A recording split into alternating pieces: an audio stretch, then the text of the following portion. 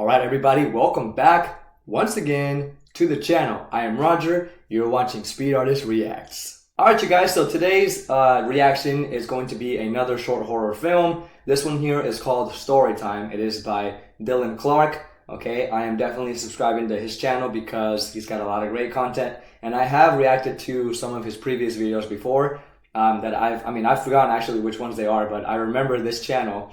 Can't believe I didn't subscribe to it before, so I am now subscribed to the channel here. I've gotten a notification on his post, so now I'm checking this out today. You guys, if you want to check out this video on your own time, by yourselves, you can click on that link down below this video and then, check it out on your own. If you want to watch me react to it, you guys can stick around and I will give you my thoughts right after. So let's go ahead and jump into this. Let's get scared. The Short Frights podcast presents Poppy's Story, written by R.M. Lyle. Stories take time to sink their teeth into us. I could tell you now how this one ends, but it wouldn't have the same impact. Not yet, anyway.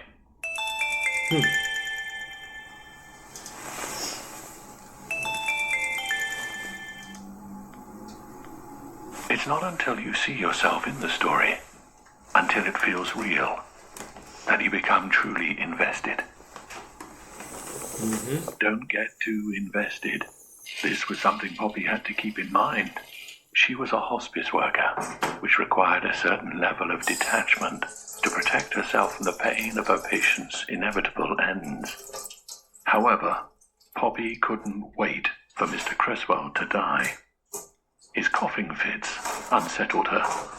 His delusions drove her mad. And now, as she prepared to sew up a tear in his nightgown, she wished more than ever for his swift demise.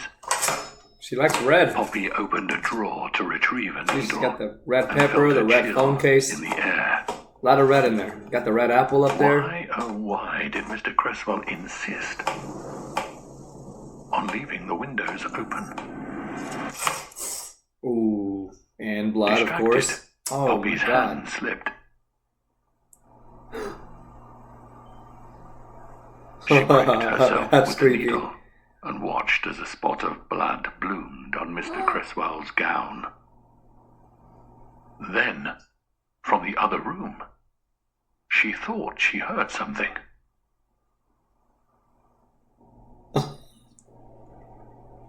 What? One of Oh, Mr. that's a creepy Creswell's hallway too. sickly coughs.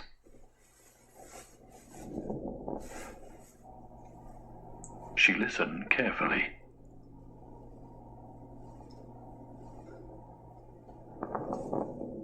No. There it was again. Yo, that's creepy, man. That story is now like... Poppy didn't want to, but she knew she should check to see if he was okay. It's like becoming part of her reality, I guess. That's crazy. The floorboards creaked beneath her feet as she approached the room.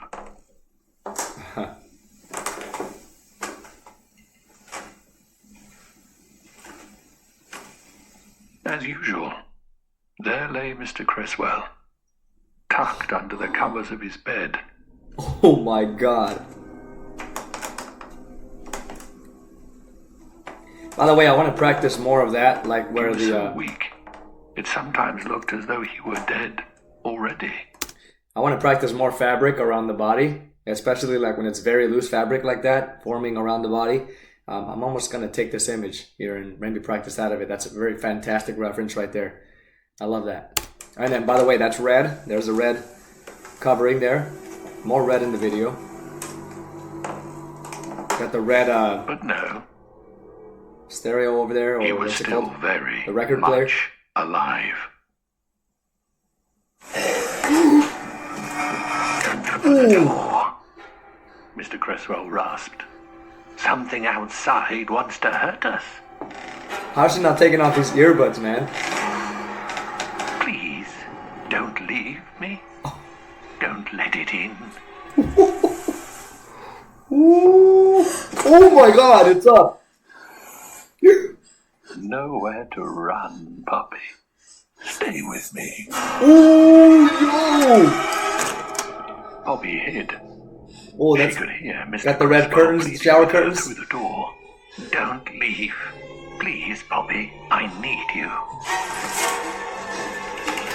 I'm noticing that when all the things that are happening to her, like bad things, she's Criswell around the rose red. from the bed. He was coming to find her. Oh, this is so good. Stop her from leaving. Coming to keep her. To let her know just how badly he needed her. To teach her that there would be consequences if she were to ever disappoint him like this. There you go. Should have done that a long time ago. Maybe we would have cut off the story. Oh no. But, I mean, see, that could be a problem too because now she doesn't know what's going on. She can't hear. Okay, there we go. Mr. Criswell was just outside the door. Yeah. Ooh. Oh my god. He stood there, unmoving. Unsettling. Oh.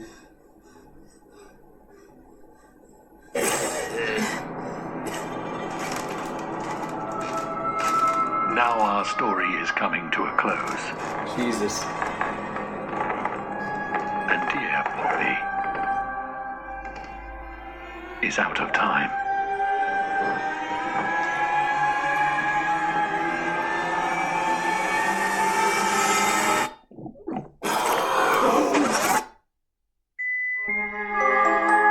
The Short Frights podcast presents Poppy's story, written by R.M. Lyle. Stories take time to sink their teeth into us. I could tell you now how this one ends. Don't you want to know how it ends, Poppy? No. No. Pause the video. I'll show you. Pause the... Oh my god.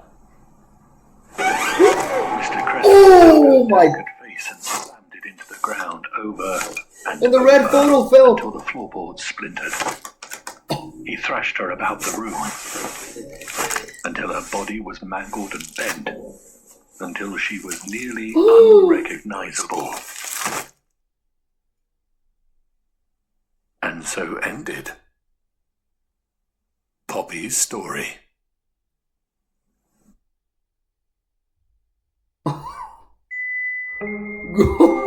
What?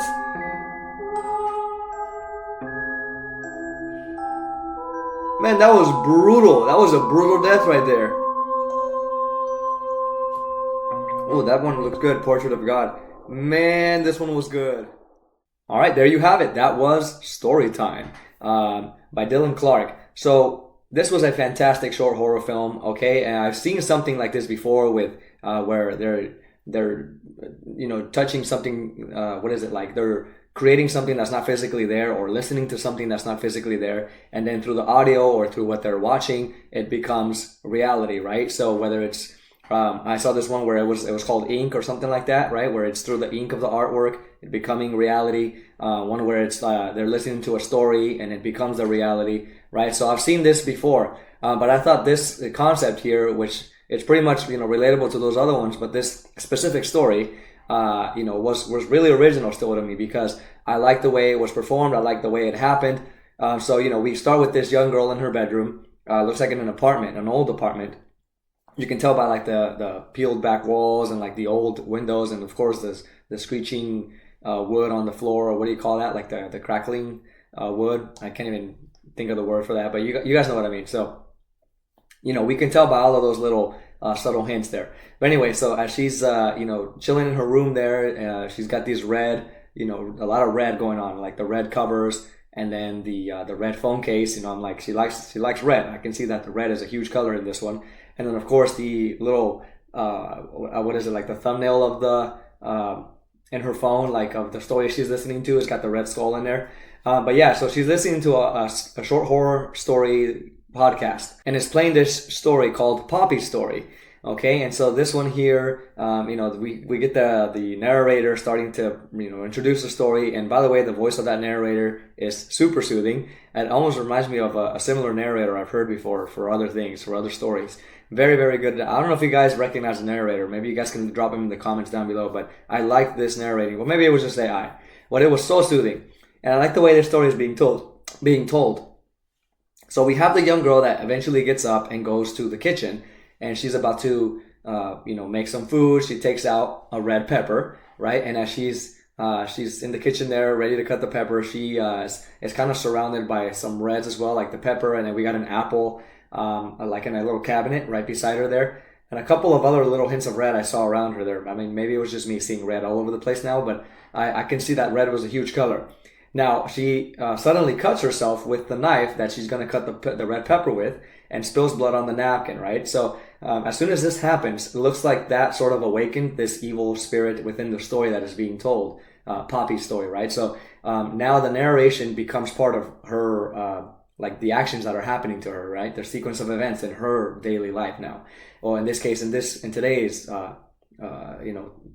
in that day. And so when she cuts herself, she realizes the story is saying exactly what's happening to her, and then it continues on by saying she heard some noises in the room, right? So then it begins to concern her because she begins to hear like a cough noise, and specifically this is what the narrator was saying about a cough sound. She hears the first cough sound, but completely kind of looks into the hallway, which by the way looks terrifying. Very, very narrow and small hallway leading to where you can't even see the room because it's like a really sharp corner. That was really terrifying. Perfect setting for this. I thought this was really great. But the first time she looks, she kind of brushes it off and then she continues to focus. But before she's going to go back to her thing, she hears that sound again, and it's like, oh my God. Now it's like, and now she's hearing the story repeat everything she's doing, which is downright chilling, man. That's scary. So, she goes down the hallway, slowly approaching the room. And as she's doing that, you can hear the narrator describing like the floor, right? The old floor, the sound of that, and then the way she's going, the speed and all of that. So very, very good the way this was happening. I was enjoying it. It had me at the edge of my seat. I mean, I was hooked. So she gets to the room and sees, Poppy, laying right there on the bed as the narrator is saying, like, Poppy was there, like usual, laying in the bed, and she just looks at him like, oh my God, And by the way, that imagery was fantastic. I am practicing like fabric around the body, so I really like how it, sometimes it wraps around the body, whether it's through a male or a female, but that like loose fabric there while the person's laying down in bed, that was really good. So I might take that shot as a reference and then draw some fabric, post it on my Instagram, Stay tuned for that, you guys. But anyway, thought that was a fantastic shot. So she sees Mr. Poppy or whatever, I think it's Mr., right? And eventually he's sitting up and then, says like, what does he say? Like, don't leave me or something like that. I forgot. But of course, that totally freaks her out. I mean, I would get scared as soon as I see the figure there laying down. I mean, I'd be like, oh my God, pause the story, delete it, whatever I can do. But I mean, I'd be paranoid for days after that. But anyway, she, she runs into the bathroom as this is happening, closes the door behind her, and you can see like the shadow of Mr. Poppy like standing on the other side of the door. Very, very disturbing, you guys. That was well done. And then the narration is still continuing. So, as the narration continues, she's, backed up against the red bathroom curtain there. So we got more red. And then notice again, like whenever she's close to those red areas, like a lot of danger is happening, So right from the cut of the knife, it all started happening around those red areas. But of course, throughout the whole film, even the beginning, we have red environments. So, ultimately she ends up in another red environment, which is the shower curtain there. She backs up against it, and then she's staring at the door in fear, holding that knife, that kitchen knife. And then the door opens, just like it's being narrated, and it's, Mr. Poppy staring at her, motionless, right? Without a face, because he's being covered up with the blanket, excuse me. So as he's just sitting there staring, and finally he just kind of makes like a glitch move, he moves suddenly. And then I think, he starts kind of approaching her, right? And then he's coming up to her, I forgot what happens in this part. Oh yes, so she rewinds the story, right? This is where she rewinds it back to the beginning, and then she ends up like it just kind of blanks out, goes or blacks out, and then she ends up back in her room in the beginning, and then the story starts over again. But then it just jumps to where it says you don't want to know how the story ends, and so finally, as the narrator continues there, we get a shot of. I mean, we get silence, right? Because it's like now about to give the final moment of the story. And we see Mr. Poppy emerge so fast out of that blanket and just like brutally crush her head against the wall, like almost like his head against hers. And it's just, I mean, we get a glimpse of it, but man, it's just, that was really, really disturbing. So, and then as it pulls away from there, from that scene of the girl, we just hear sounds now, and in a lot of frames, like things are just shaking, right, because of the walls. And then a picture with a red frame is the first to fall. You guys, I don't know if you caught that. So a picture with a red frame. I don't even remember what was in the picture. I'm sure it was her, but maybe it was somebody else in there. But it falls, and then everything just keeps shaking, and you can hear like her head or her body being tossed around. Finally, we see it through, I believe it's through the screen of the phone or a frame. I forgot what it was, but through a reflection of something, we see her body just being dangled around the room. I mean, oh my God, that was very, very unsettling to watch. I mean, that's just whenever you see some especially like a human's body just being thrown around like that, a piece of anything, it's just like not something that's not alive. It's really disturbing to watch. I mean, it's just loss of humanity of that person that's attacking. Of course, this thing that was attacking was not human, right? It looked like just an evil entity or some kind of evil spirit that came alive through the story, and of course through the blood of the woman as soon as she got the cut. That's what I'm trying to figure out here. But yeah, so I mean, there was just brutal the way she was being attacked at the end, and of course you just hear like you hear popping sounds and like a blood, like slime. It's just, man, so much was happening. The sound itself, of course, was enough for us to understand what was happening.